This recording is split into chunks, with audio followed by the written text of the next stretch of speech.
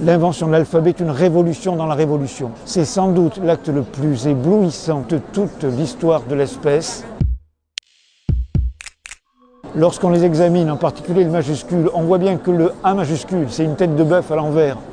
Le B, c'est une maison du Moyen-Orient à toit plat. Le C, Gimel, c'est le cou du chameau. D, Dalet, c'est la porte.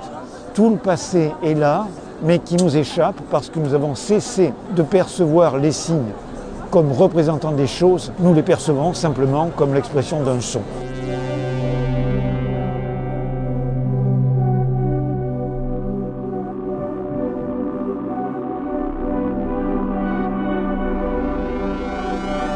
Il s'agit dans les premiers empires esclavagistes de tenir registre des denrées, des biens que les hommes et les femmes commis au travail forcé vont apporter à la porte du temple et du palais. Leur nombre est si grand, les quantités de biens si considérables qu'ils excèdent les capacités de la mémoire naturelle. Donc on recourt à l'écrit. On appose des marques sur des supports distincts de notre corps et alors l'écriture est née et plus rien ne sera comme avant.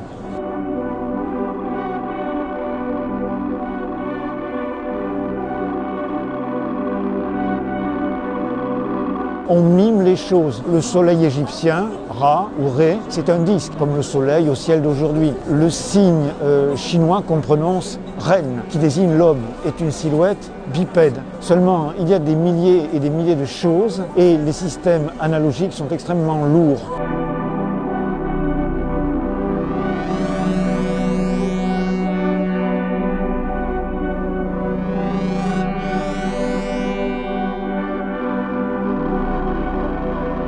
Il s'est trouvé des hommes. Il serait beau que ce soit, comme on l'a supposé, des esclaves égyptiens et juifs qui travaillaient conjointement dans le Sinaï, qui ont l'audace de fermer les yeux sur les choses pour écouter quoi? Mais le souffle de l'esprit et noter non plus les choses, mais les sons. C'est sans doute l'acte le plus éblouissant de toute l'histoire de l'espèce que le fait de noter avec deux douzaines de caractères les variations innombrables, infinies, inépuisables de la parole.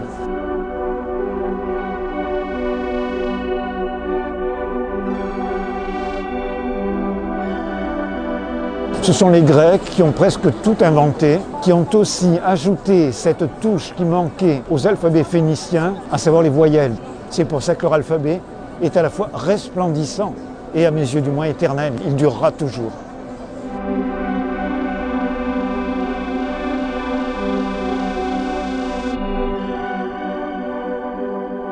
Les signes, aussi bien ceux de la Mésopotamie que ceux de Gutenberg, étaient inféodés à la matière. Les lettres avaient un corps et ce corps était lui-même appliqué sur des supports qui étaient pêle-mêle, des carapaces de tortues, des lamelles de bambou, du papyrus, des peaux de mouton. Or, aujourd'hui, les signes chevauchent les électrons. Le signe s'est dématérialisé, c'est une ère nouvelle qui débute là, actuellement.